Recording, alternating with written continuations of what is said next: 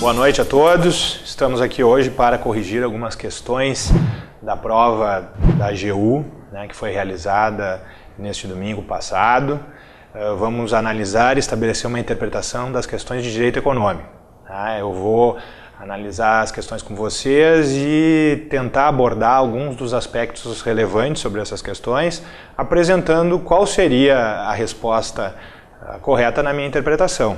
Vocês sabem que sempre o gabarito oficial dá margem para alguma diferença, e isso muitas vezes justifica, inclusive, alguns recursos e algumas revisões. As questões, elas iniciam, as de direito econômico, iniciam a partir da questão 63. Vocês vejam, o enunciado diz exatamente isso. Com base na ordem constitucional econômica, julgue os itens subsequentes. Ordem constitucional econômica. Se vocês visualizaram essa expressão ordem constitucional econômica, qual o dispositivo da Constituição que vocês devem começar a analisar? O artigo 170 e seguintes. Principalmente o artigo 170, que estabelece os princípios e os valores fundamentais da nossa ordem econômica, e os seguintes que disciplinam e determinam essa ordem econômica. A questão 63 nos diz o seguinte: as empresas públicas e as sociedades de economia mista, então vocês já sabem que as empresas públicas e as sociedades de economia mista são aquelas que podem explorar uma atividade econômica direta por parte do Estado. Então, esse é um detalhe importante, isso está previsto no artigo 173 da Constituição. As empresas públicas e as sociedades de economia mista, dadas as suas especificidades, beneficiam-se de determinados privilégios fiscais não atribuídos às empresas privadas. Vejam, esse enunciado ele contraria diretamente o que está previsto no artigo 173, parágrafo 2º, que diz que as empresas públicas e as sociedades de economia mista, quando exploram uma atividade econômica direta, nas situações de segurança nacional e interesse coletivo, como prevê o artigo 173, elas concorrem com base no princípio da igualdade, da isonomia, ou seja, elas participam do mercado, concorrem no mercado em igualdade de condições com os concorrentes, os agentes privados. Então elas não vão poder se beneficiar. Bom, mas essa questão ela tem um dado interessante, que nas situações em que a empresa pública e a sociedade de economia mista, elas exercem um serviço público, ela atua exercendo um serviço público, como prevê o artigo 175, nesses casos há a possibilidade do benefício de privilégio fiscal. Então, a regra é de que a sociedade de economia mista e as empresas públicas não vão poder se beneficiar de benefícios fiscais, de vantagens competitivas. Por quê? Porque elas devem competir em igualdade de condições. Isso é o que determina expressamente o 173, parágrafo 2º. Mas, excepcionalmente, elas poderiam quando estivessem exercendo o serviço público. Mas o que parece é que o enunciado ele faz uma afirmação geral, e como a afirmação geral está equivocada. A afirmação está equivocada. Por quê? Porque, em geral, elas não podem se beneficiar. Somente poderiam se beneficiar nos termos de 150, inciso 6º, a linha A da Constituição Federal, caso estivessem exercendo o serviço público. Mas essa é a exceção, e a afirmação não está tratando de uma exceção, ela está fazendo uma afirmação geral, e essa afirmação geral ela contraria expressamente o artigo 173, parágrafo 2º, e exatamente por isso que, na minha interpretação, a questão ela deve ser assinalada como errada. Certo? Segunda questão. Com exceção dos casos especificados em lei, toda pessoa dispõe de liberdade para exercer qualquer atividade econômica, independentemente de autorização concedida por órgãos públicos. Aqui nós temos justamente a definição, a configuração da livre iniciativa, o exercício de atividades econômicas por parte dos agentes privados. Há a liberdade para que todos possam exercer as iniciativas que desejarem. Esse é o princípio geral da livre iniciativa, que garante a todos a possibilidade de exercício, de realização de atividades econômicas. Com exceções, e há previsão de exceções, com exceções previstas em lei. Por exemplo, o exercício da advocacia. O exercício da advocacia depende de requisitos exigidos em lei, depende de a realização de um curso de direito, do título de bacharel em direito, para a realização de uma prova, que é a prova da Ordem dos Advogados do Brasil. Isso está violando essa previsão constitucional que está expressa no artigo 170, parágrafo único? Não. O artigo 170, parágrafo único, coloca essa possibilidade, essa liberdade de forma geral, mas possibilita que em algumas situações excepcionais a lei estabeleça alguma autorização, alguns requisitos para certas atividades. Então, a questão 64 estaria correta. Ok? 65.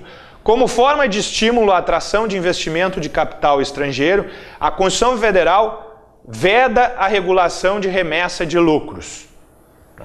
Existe alguma vedação para a regulação de remessa de lucros?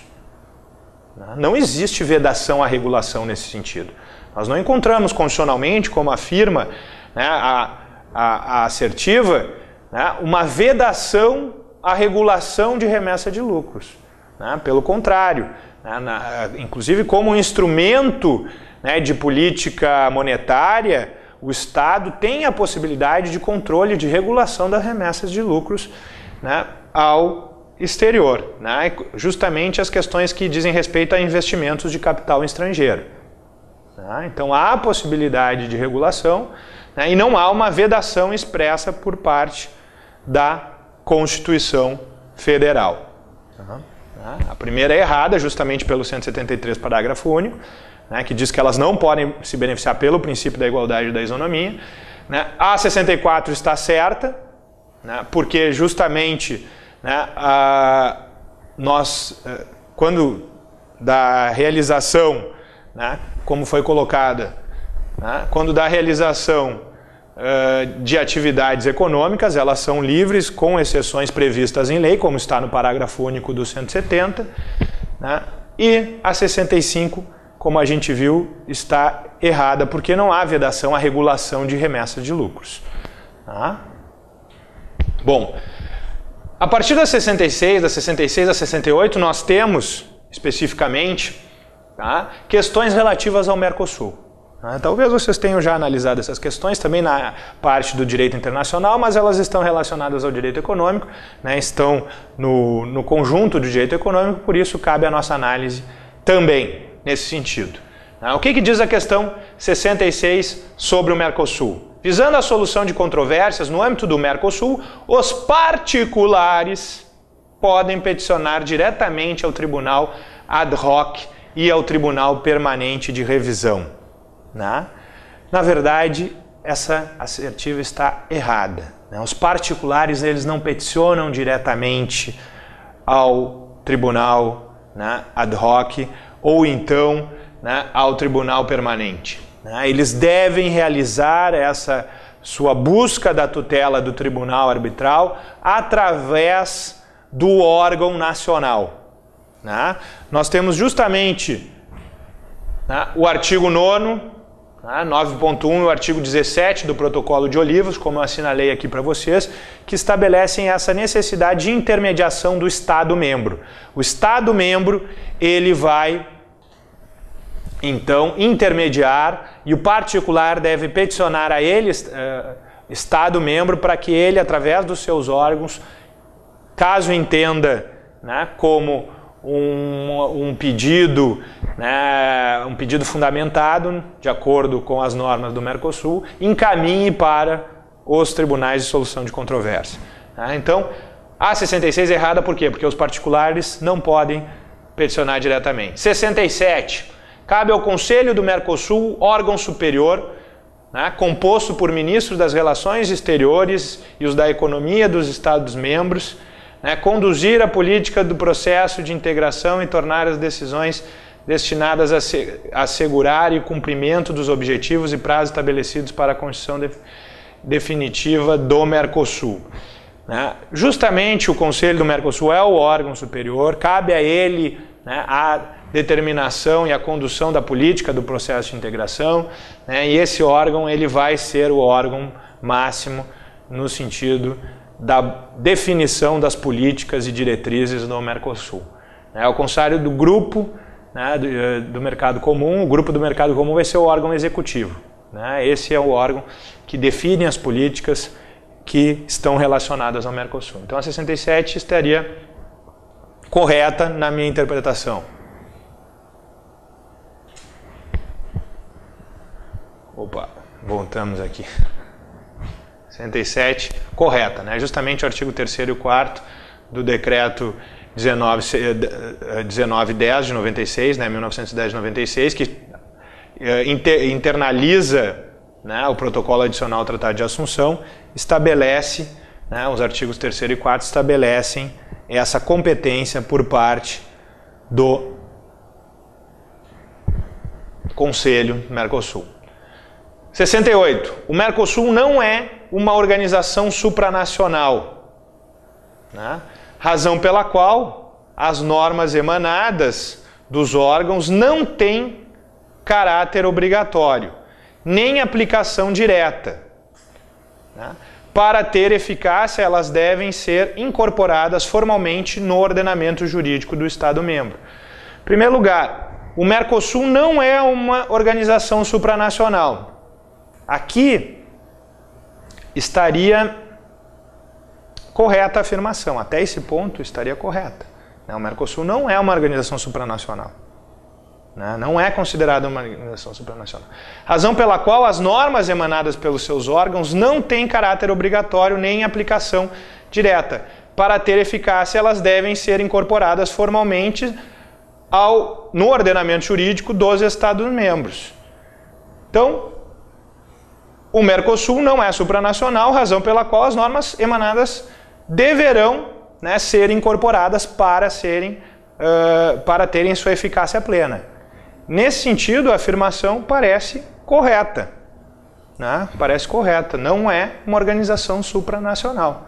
Né? Ainda não é, ao contrário da União Europeia. Né? A União Europeia, como vocês viram, tem esse caráter supranacional, o Mercosul ainda não teria. Se fala, né, de uma migração no Mercosul para esse caráter supranacional, mas ainda não teria. Eu não sei se eu marquei aqui a resposta como correta, mas ela estaria correta. Não, correta. Não, exatamente, correta. Na assertiva 68. Tá? Bom, vamos para as últimas duas questões relativas ao direito econômico. Tá? Questão 69. Atuação do Estado como agente normativo e regulador da atividade econômica. Isso aqui nós vimos diretamente no nosso curso, né, pessoal? Nós chegamos a analisar uma questão quase idêntica a essa, né, na aula de questões, analisamos em sala de aula. Né? A atuação do Estado como agente normativo e regulador da atividade econômica compreende, entre outras funções, a de planejamento. Até aqui, tudo muito bem. Que é determinante tanto para o setor público quanto para o setor privado. Vocês sabem, né, e essa questão era uma questão relativamente fácil, que ela está errada. Né? Por quê? Porque o planejamento, ele está dentre as funções que estão vinculadas ao poder de regulação e normatização do Estado. Tá? É determinante para o setor público? Também é determinante. Só que não é determinante para o setor privado.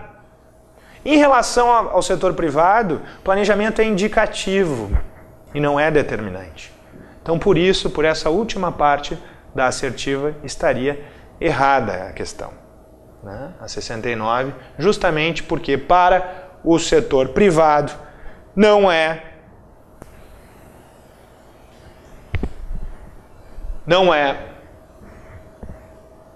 determinante, sim indicativo. Artigo 174, caput, né, expressamente determina essa normatização. Tá? Bom, ainda o artigo 70. O artigo 70, desculpa, não, a questão 70. Né? A Constituição Federal prevê áreas em que a exploração direta de atividade econômica pela União é feita por meio de monopólio. Essa talvez seja a questão mais simples da prova. Né? Vocês viram nos estudos de vocês e nós, né, aqui, aqueles que acompanharam as nossas aulas, que o artigo 177 da Constituição Federal estabelece excepcionalmente as situações em que o Estado poderá não só exercer atividade econômica, mas exercer atividade econômica de forma monopolista. Né? O Estado tem o monopólio do exercício de determinadas atividades econômicas, como determina o artigo 177 da Constituição.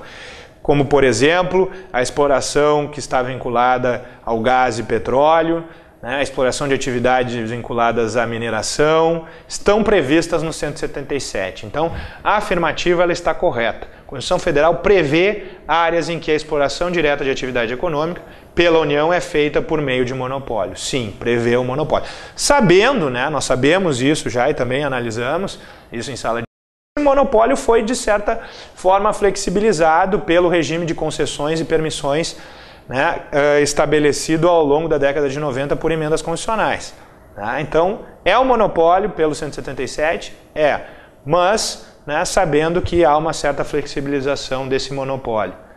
Ok, pessoal? Então, com isso nós analisamos as principais questões relativas ao direito econômico, apenas repassando com vocês essas questões, né? Questão 63, as empresas públicas e sociedades de economia mista, dadas a sua especificidade, beneficiam de determinados privilégios fiscais? Não se beneficiam. Essa é a regra. Tá? Elas não têm benefícios fiscais em regra. Excepcionalmente, mas isso não é assertiva, né? Excepcionalmente, nos casos de prestação de serviço público, poderiam ter o benefício, alguma imunidade, como prevê o artigo 150 da Constituição. A 64, nós vimos que, com exceção dos casos especificados em lei, toda pessoa dispõe de liberdade para exercer qualquer atividade econômica. Está certa, né? Está correta. Né? A não ser em casos expressos em lei, ninguém precisa de autorização para exercer atividade econômica. Tá? 65. Como forma de estímulo à atração de investimento de capital estrangeiro, a Constituição Federal veda a regulação da remessa de lucros. Né? Não veda a regulação. Regular é possível, né? Regular é esse ato de normatizar, fiscalizar, controlar, né? Planejar. Não há uma vedação a esse tipo, né, de regulação, né, por parte da Constituição. A regulação é possível em relação à atividade econômica em geral. Né? A regulação é a forma de intervenção indireta na economia por parte do Estado, né, como nós vimos. Em relação ao Mercosul, vimos que os particulares, na 66, eles não podem peticionar diretamente aos tribunais, né, seja o Tribunal Arbitral ad hoc, seja o Tribunal Permanente de Revisão, então estaria errada. Na 67, vimos que cabe ao Conselho do Mercosul, sim, né, órgão superior, conduzir a política de processo de integração e tomar as decisões, né, ele é o órgão de definição das políticas por parte. Então estaria correta. A 68, o Mercosul não é uma organização supranacional, né, razão pela qual as normas emanadas dos seus órgãos não têm caráter obrigatório. Também, né, nesse caso, estaria correta. Tá? Então seria errado, certo e certo, correta, correta, no caso das questões do Mercosul. E, finalmente, as últimas duas questões relativas à intervenção do Estado na economia, né? A intervenção indireta e a intervenção direta. A 69 foi uma questão sobre intervenção indireta, sobre regulação. Né? Vimos que o planejamento, né, ele é parte da regulação, é determinante para o setor público, mas apenas indicativo para o setor privado, como determina o artigo 170, caput da Constituição. E no caso da questão 170, né, a Constituição Federal prevê áreas de exploração direta, né, de atividade econômica pela União, feita através de monopólio, né, justamente as que estão expressamente detalhadas e determinadas no artigo 177 da Constituição Federal. Com isso, pessoal, nós finalizamos essa análise das questões de direito econômico da prova da AGU. Né? Espero contribuir, né? Espero também que o gabarito oficial, quando saia, né, fique de acordo com o que nós analisamos, senão nós poderemos, né, discutir aí algumas questões relativas a revisões ou, né, recursos, né, inclusive dando ensejo, né, a que vocês possam, né, debater as questões relativas ao direito econômico. Muito obrigado, né, boa noite a todos e até uma próxima oportunidade. Continue assistindo o programa Resposta Certa. A seguir, mais comentários da prova da AGU.